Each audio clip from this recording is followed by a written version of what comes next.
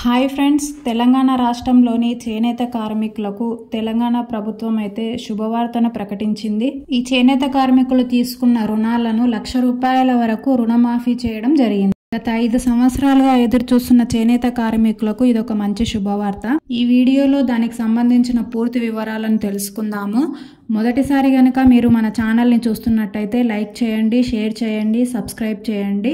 ఇప్పుడైతే వీడియో టాపిక్లోకి వెళ్దాము. ఇక్కడ చూడండి, అసలు వడ్డీ కలిపి ₹1,00,000 వరకు రుణమాఫీ అని చెప్పేసింది.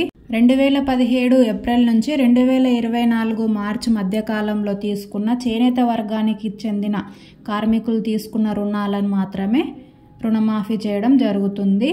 ఇక్కడ ప్రధానమంత్రి రోజ్గార్ యోజన చేనేత క్రెడిట్ కార్డుల మీద తీసుకున్న రుణాలకు మాత్రమే వర్తిస్తుంది. రుణమాఫీ అమలుపై చేనేత శాఖ ముఖ్య కార్యదర్శి అయిన శైలజా రామయ్యర్ గురువారం మార్గదర్శకాలను జారీ చేశారు. మీరు తీసుకున్న రుణాలను నియమించిన కమిటీ కార్యకర్తలు బ్యాంకుల నుంచి సమీకరిస్తారు. వాటి ఆధారంగా కార్మికులకు సంబంధించిన క్లెయిమ్లను తయారు చేసి ఆమోదం కోసం పంపిస్తారు.